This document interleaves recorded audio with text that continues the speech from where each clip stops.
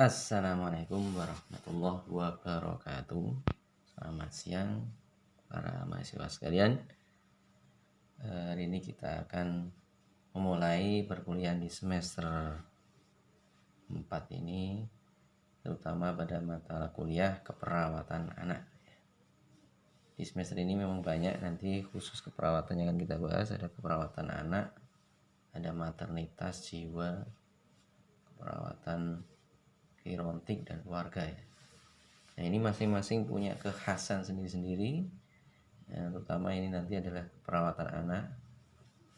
Kita akan coba bahas ya. Jadi langsung saja, keperawatan anak ini menjadi bagian penting ya. Karena di masa-masa anak ini ada namanya periode emas atau golden age, golden periods. Jadi masa-masa emas ini adalah pada periode anak-anak ini di mana pertumbuhan ini sangat cepat, terutama pada pertumbuhan otak. Yang ini akan berpengaruh pada perkembangan periode berikutnya sampai dewasa. Sehingga kalau anak itu tumbuh dengan optimal di masa-masa golden age-nya, di masa periode emas ini, maka ini akan anak akan bisa tumbuh dan berkembang dengan sangat cerdas, sangat berkualitas dan sangat baik untuk masa depan mereka. Dan sebaliknya, kalau pada masa-masa ini anak-anak ini tidak mendapatkan stimulus yang baik, misalnya gampang sakit atau sering sakit, tidak dapat pendidikan yang baik pada usia-usia ini, maka anak ini akan berpengaruh pada kualitasnya di masa dewasa nanti. Maka tujuan utama dari keperawatan anak adalah bagaimana mengoptimalkan tumbuh kembang sehingga anak mencapai optimal di dalam aspek pertumbuhannya sampai yang tertinggi. Dan ini sangat tergantung juga pada kondisi-kondisi kesehatan dan sangat individual ya. Tergantung kekuatan, kemampuan keluarga atau kemampuan dari diri sendiri. Nah, ada beberapa hal yang berpengaruh kepada kesejahteraan anak dan nanti juga berpengaruh kepada kualitas hidup anak nanti pada usia dewasanya, adalah tergantung pada pola penyakit. Apakah anak itu sehat atau sakit, maka itu akan berpengaruh. Yang kedua adalah gaya hidup ya. Gaya hidup yang sehat atau tidak itu berpengaruh. Yang ketiga adalah pola asuh dari orang tua. Bagaimana pengasuhan anak, pemberian stimulus, pendidikan, kasih sayang, asupan nutrisi itu akan berpengaruh kepada kesejahteraan anak dan kualitas hidup anak. Kemudian faktor lingkungan juga akan mempengaruhi, dan pelayanan kesehatan tentunya.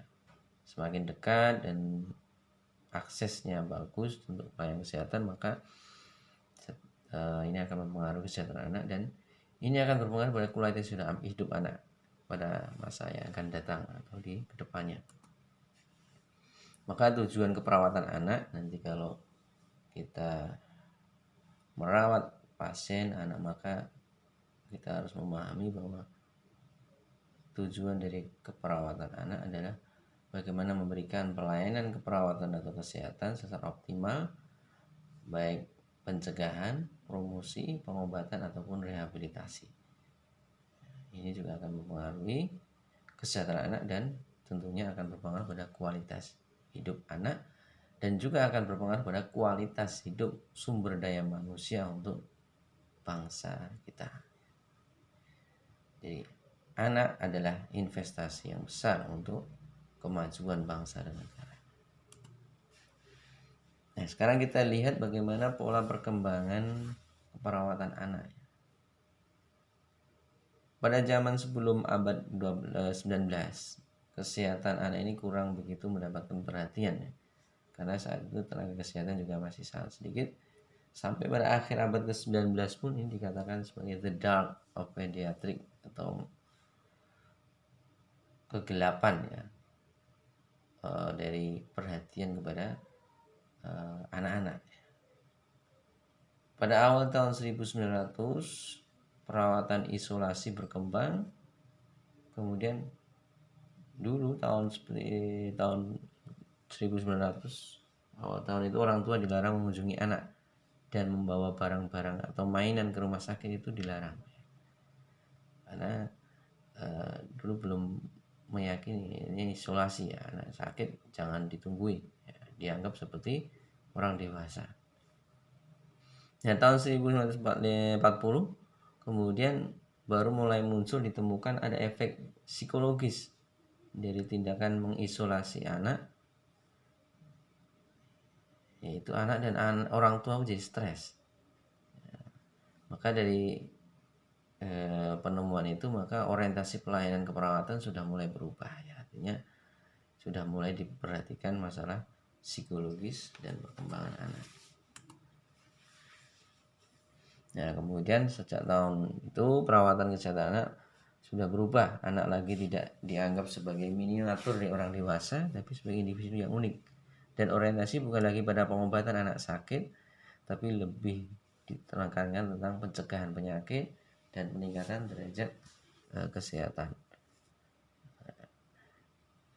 Dan kesehatan anak, mortalitas mobilitas pada berbagai umur ini sudah mulai diperhatikan ya. Jadi angka kematian, angka penyakit di berbagai usia, dan perawat tidak hanya merawat anak selama sakit, tapi bertanggung jawab secara komprehensif dalam memberikan asuhan perawatan. Ini sudah mulai berkembang. Nah, sudah mulai banyak perubahan ya. Perubahan pola penyakit perlu dipelajari, gaya hidup masyarakat, perkembangan iptek, sosial demokratis, tuntutan masyarakat. Maka sekarang ada perubahan di dalam konsep pelayanan kesehatan atau keperawatan, termasuk pada pelayanan keperawatan pada anak. Sekarang harus diperhatikan tentang masalah dari sisi penyakit yang berkembang, kemudian bagaimana kita memperhatikan masalah-masalah psikologis anak, kemudian masalah tumbuh kembang anak, masalah bagaimana anak supaya tidak stres itu diperhatikan. Nah, kita lihat pola penyebaran penyakit anak pada era-era sebelumnya. Pada era dulu banyak kematian akibat infeksi karena antibiotik itu baru ditemukan ya, belum ditemukan ya. Kemudian banyak kematian karena infeksi virus atau bakteri karena itu belum ada imunisasi ya. Jadi PD3 itu ya penyakit yang ditangani dengan imunisasi ya, dicegah dengan imunisasi sampai kepada era 90-an ya, ada tambah lagi karena akibat HIV/AIDS. Kemudian di tahun-tahun 30 tahun 90 sampai 2020 ya, ini penyakit mulai banyak berkembang lagi. Penyakit yang disebabkan karena penyakit infeksi itu sudah banyak ditangani dengan imunisasi, tapi masih berkembang juga penyakit infeksi seperti TB ya, tuberkulosis ya. Kemudian muncul banyak penyakit kongenital atau bawaan lahir ya, seperti bibir sumbing, penyakit jantung bawaan. Kemudian beberapa penyakit karena gaya hidup ya, HIV/AIDS, karena kecelakaan motor. Nah, ini juga banyak sudah muncul lagi. Kanker ya, dulu sedikit ya, sekarang mulai tahun 2000-an tahun ini kanker pada anak juga sudah cukup banyak. Kemudian penyakit karena akibat pola asuh yang salah ya, seperti ya, child abuse ya. Jadi ada kekerasan pada anak ya, baik fisik, psikis, emosi dan kekerasan seksual. Mengapa ada perlu perawatan anak? Karena ini lihat penyebab kematian anak juga mulai banyak. Ini perlu diperhatikan. Dibutuhkan perhatian yang lebih besar daripada sekedar perawatan umum ya. Dibutuhkan perhatian khusus. Nah, ini sangat penting kita ada keperawatan anak.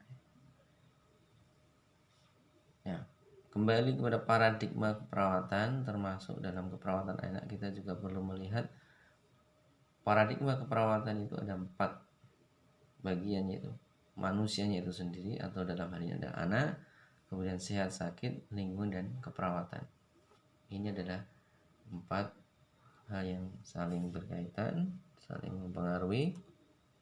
Yang pertama adalah manusia, yaitu anak dan keluarga. Yang dikatakan anak adalah individu yang berusia antara 0 sampai 18 tahun. Kemudian anak ini adalah dalam proses tumbuh kembang, mempunyai kebutuhan yang spesifik yang berbeda dengan orang dewasa. Kemudian individu ini unik, bukan orang dewasa murni. Jadi anak itu adalah individu yang unik, bukan dewasa mini. Kemudian individu yang masih bergantung pada orang dewasa dan lingkungannya sesuai dengan tahapan tumbuh kembang. Ini konsep anak. Kemudian lingkungan. Lingkungan ada lingkungan eksternal, ada lingkungan internal. Lingkungan eksternal itu adalah dari nutrisi atau makanan yang dimakan, asupan nutrisi. Kemudian orang tua, saudara kandung, sanak keluarga, disiplinan sekolah, kelompok, penerimaan sosial masyarakat, identitas rasial, agama, kultur, pelayanan kesehatan, dan bermain. Ini akan mempengaruhi pada kesehatan anak.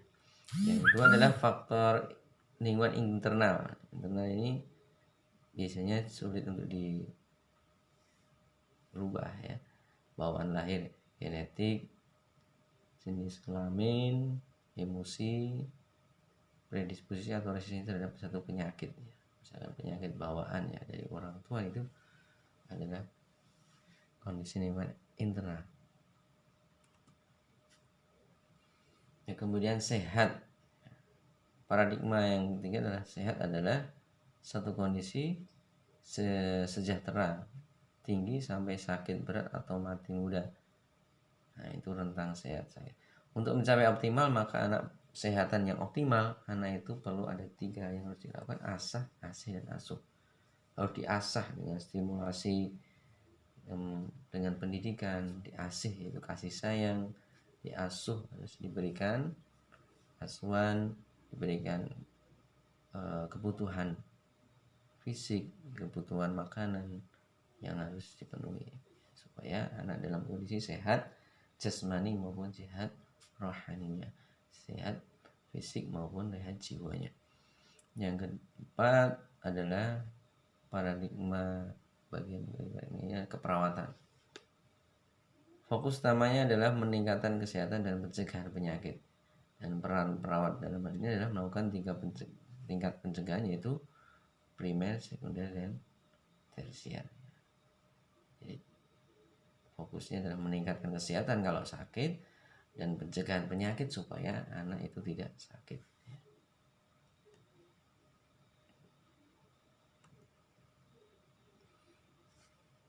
Ya, secara lebih spesifik,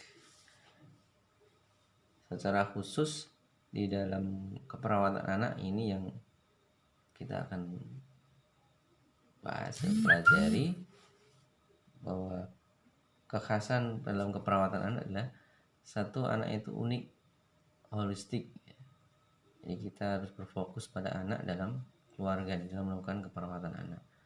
Kemudian yang kedua adalah dalam kita melakukan keperawatan anak, merawat anak itu kita harus memperhatikan tumbuh kembang anak. Pertumbuhannya perlu diukur, berapa tambah berat badannya, tingginya, perkembangannya juga harus dilihat, kemampuan berbahasa, kemampuan motoriknya, kemampuan dia berpikir itu perlu diperhatikan. Kemudian yang ketiga adalah melibatkan keluarga dalam pengambilan keputusan anak, karena ini masih anak, jadi family center care. Jadi melibatkan orang tua dalam keperawatan atau dalam merawat anak. Yang keempat adalah perlu menerapkan yang namanya atraumatic care. atau keperawatan yang tidak menimbulkan trauma, atau bagaimana merawat pasien anak itu tapi anak tidak menjadi trauma dengan tindakan keperawatan atau pelayanan kesehatan yang kita berikan. Yang kedua, selanjutnya ada yang kelima adalah memenuhi kebutuhan bermain, baik dalam keadaan sehat maupun keadaan sakit. Di rumah sakit, bermain itu tetap dibutuhkan oleh pasien anak. Kemudian perlu menggunakan proses keperawatan.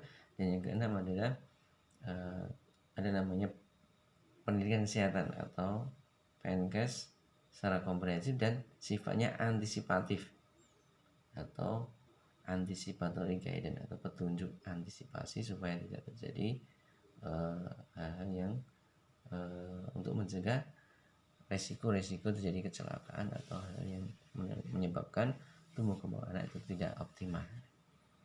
Kita lihat satu persatu. Yang pertama adalah tumbuh kembang ya.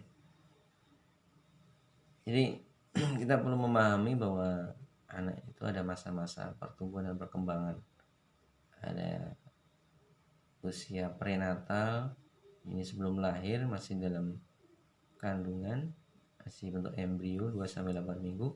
Janin itu sudah mulai 8-40 minggu sampai lahir. Setelah lahir itu namanya neonatal atau bayi baru lahir namanya neonatal atau neonatus, itu 0-28 hari atau 1 bulan. Kemudian dikatakan bayi itu 1 bulan sampai 12 bulan. Kemudian usia toddler 1-3 tahun, prasekolah 3-5 tahun atau 6 tahun. Kemudian usia sekolah 6-12, kemudian usia remaja. Nah, setiap perkembangan merupakan periode kritis atau peka terhadap aspek tumbuh kembang tertentu yang perlu diperhatikan untuk diberikan stimulasi. Maka setiap tahap perlu dari stimulasi atau diasah, perhatian dan kasih sayang atau asih, dan pemeliharaan dengan asuh yang spesifik. Kemudian yang lainnya adalah perawatan berfokus keluarga atau family center care. Jadi keluarga ini menjadi bagian penting di dalam pengasuh utama atau pembuat keputusan dalam keperawatan anak. Maka perlu diberdayakan. Jadi bagaimana kita mengajari atau memberdayakan keluarga itu dalam melakukan perawatan kepada anak. Jadi orang tua bisa diajari. Orang tua bisa diajari namanya ngompres kalau panas, memberikan obat paracetamol dan sebagainya, itu bisa kita berikan pelajaran. Jadi fungsi interaksi perawat dengan keluarga ini penting. Bagaimana perawat bisa memberikan pengajaran untuk meningkatkan kekuatan dan kemampuan di dalam keluarga dalam melakukan tindakan untuk merawat anaknya sendiri. Biarkan keluarga itu bisa memutuskan dan merawat anaknya sendiri. Ini penting. Jadi perawat mendukung, memperkokoh, dan menjadikan kekuatan keluarga dalam untuk membina anaknya yang sakit. Nah, ini beberapa ini. Kemudian yang ketiga adalah dalam keperawatan anak adalah tidak bisa meninggalkan namanya bermain. Anak itu tidak jauh dari namanya bermain. Maka ini menjadi bagian dari intervensi keperawatan. Karena bermain ini adalah pendekatan yang paling sesuai kepada anak untuk setiap tindakan keperawatan. Ini harus memenuhi kebutuhan anak. Ya, maka konsep bermain itu harus diset di dalam baik ruangannya. Ruangan itu termasuk tempat tidurnya, ruangannya itu bukan seperti rumah sakit, tapi harus seperti tempat bermain. Ya. Jadi seperti gambar ini, set ruangannya itu seperti beda dengan ruang dewasa. Ada banyak gambar-gambar yang disukai oleh anak-anak ya. Ada Mickey Mouse, atau SpongeBob, atau Angry Bird dan sebagainya, itu yang sering kartun ya. Jadi bermain ini menjadi bagian dari stimulasi tumbuh kembang juga. Nah, permainan juga menentukan area tumbuh kembang yang distimulasi. Jadi setiap permainan ini harus menstimulasi tumbuh kembang anak, baik motorik, intelektual atau yang lainnya.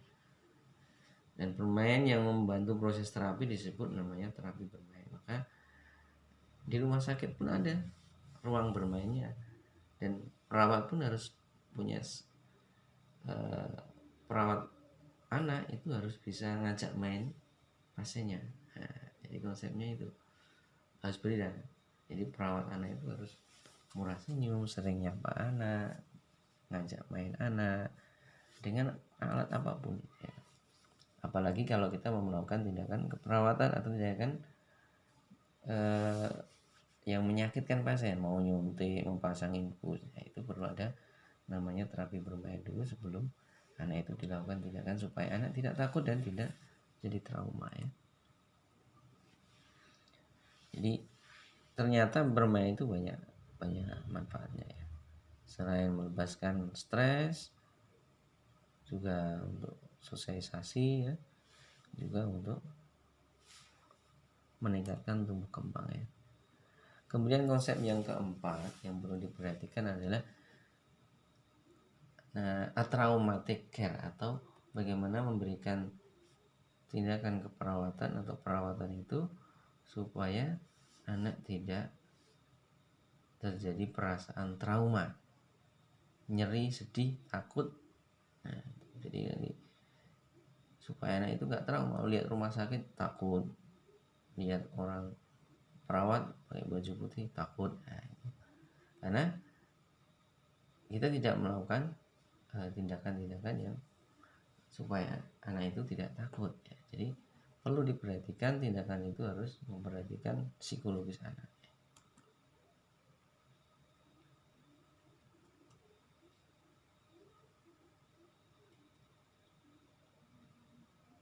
Nah, traumatic care atau pemberian tindakan keperawatan yang tidak menimbulkan trauma ini harus diset betul, baik setting tindakannya, personalnya, orangnya, cara dia melakukan komunikasi dan tindakan kepada pasien, itu harus meminimalkan stres psikologis, fisik yang dialami anak sakit dan keluarganya dalam kita melakukan pelayanan. Ya, traumatik itu dari settingnya, personelnya, intervensinya, teknologi, alat-alatnya pun bagaimana supaya diminimalisir terjadinya trauma pada anak, sehingga anak tidak jadi stres. Jadi perlu diperhatikan, traumatik ini penggunaan alat yang canggih, pemberian anestesi atau bius ya, dan prosedur pada prosedur invasif ya.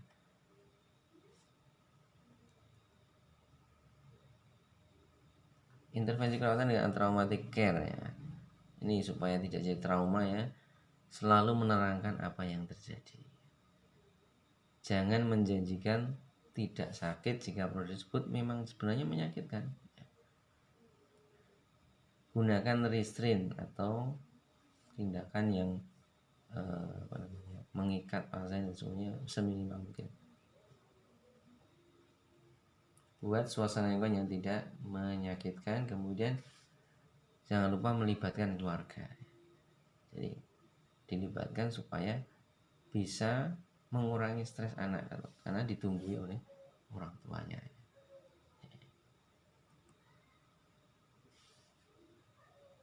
Kemudian gunakan anestesi lokal saat menjahit luka ya, kalau ada luka ya.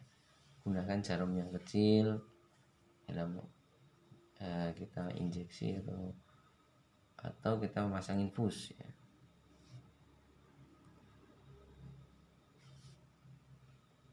Menggunakan krim anestesi, pilih jarum yang kecil, pilih tempat yang ototnya besar dan sedalam mungkin. Ini kalau injeksi IM ya, intramuskular. Bila memungkinkan kita pakai ganti obat yang tidak perlu nyuntik seperti obat oral.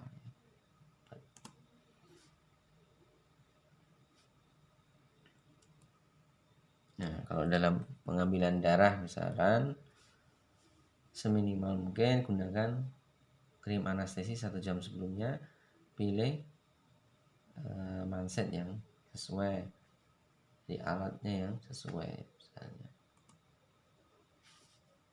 Kalau pada saat infusnya, nih saat pasang infus ini anak-anak ini kan sulit kadang, apalagi kalau lebih kecil lagi bayi, itu nggak kelihatan ininya ya, pembuluh darahnya ya. Maka kita harus memilih tempat penusukan yang mungkin anak bergerak bebas. Nah kalau kita memang belum yakin bisa, ya jangan coba-coba. Ya, kita rujuk orang lain yang lebih ahli ya. Cari orang yang sudah ahli. Ya, jadi untuk belajar tidak boleh. Jadi, biarkan yang ahli ya, karena kalau mau belajar ya pakai yang orang dewasa yang ininya sudah yang kelihatan ya, yang pembuluh darahnya lebih kelihatan. Nah, ini beberapa alat teknologi yang bisa dipakai, yang bisa memperjelas pembuluh darah ya. Nah, ini ketika mau injeksi dengan alat ini ada inframerahnya, itu bisa terlihat pembuluh darahnya. Ini penggunaan teknologi mempermudah kita sehingga mengurangi trauma, tusuk salah berapa kali, ganti lagi. Kasihan anaknya kalau ditusuk berkali-kali ya. Dan bimbingan yang ke-6 ini ya, bimbingan antisipasi. Jadi bagaimana kita memberikan pendidikan kesehatan kepada orang tua dan pencegahan terhadap terjadinya kecelakaan pada anak. Nanti secara spesifik akan kita bahas satu persatu, dari mulai konsep tumbuh kembang, kemudian konsep bermain ya, bimbingan antisipasi atau antisipasi guidance, ini juga kita akan bahas, terapi bermain, hospitalisasi. Jadi kita bahas satu persatu. Nah, peran perawat dalam keperawatan anak memberikan perawatan, advokasi keluarga, pencegahan penyakit ya. Juga kita pendidik ya, jangan lupa kita ini juga mendidik, memberikan pendidikan kesehatan, mendidik pasien untuk berperilaku yang sehat, konseling juga, bagaimana memberikan waktu untuk konsultasi bagi masalah yang dialami anak ataupun keluarga. Kemudian fungsi kolaborasi, kita berkolaborasi dengan tim kesehatan yang lain, yaitu dokter terutama di dalam melaksanakan tindakan keperawatan atau tindakan kesehatan. Termasuk juga kita pengambil keputusan etik. Kemudian kita yang paling sering berhubungan dengan pasien ya. Jadi 24 jam itu perawat yang mendampingi. Kemudian perawat juga berfungsi sebagai peneliti ya, untuk melakukan kajian-kajian keperawatan anak untuk bisa dikembangkan, untuk bisa meningkatkan mutu dalam pelayanan keperawatan anak. Jadi dalam lingkup keperawatan anak ini batasannya dari anak itu adalah, yang dikatakan anak itu adalah usia 28 hari sampai dengan 18 tahun. Di 18 tahun itu masih masuk bangsal anak kalau ada anak sakit. Jadi SMA ya, SMA itu masuk anak kalau di rumah sakit. Nah, asuhan keperawatan anak meliputi tumbuh kembang anak, yaitu ASA, ASI, dan ASO. Jadi stimulasi mental, ASI kasih sayang, dan kebutuhan fisik, ASO. Ini. Jadi asuh pangan sandang papan ya, ASI itu kasih sayang, memberikan perhatian ya kepada anak. Kemudian asah itu mengasah kemampuan kemandiriannya, motorik halus, motorik kasar, berbahasa, intelektual, dan lain sebagainya. Itu adalah stimulasi atau mengasah kemampuan otak. Nah, konsep keperawatan anak ya ini asah, asih dan asuh ya. Bagaimana kalau asuhnya bagus, asihnya bagus, asahnya juga maksimal, maka tumbuh kembang akan optimal, jadi anak-anak yang akan menjadi anak yang cerdas, berkualitas, dan menjadi sumber daya manusia yang nanti sangat dibutuhkan untuk masa depan bangsa dan negara kita. Saya kira itu untuk pertemuan pertama yang bisa kami sampaikan ya. Inilah konsep dasar keperawatan anak. Nanti depannya akan kita bahas lebih detail tentang konsep-konsep ini dari masing-masing poin dari yang sudah saya jelaskan. Terima kasih. Assalamualaikum warahmatullahi wabarakatuh.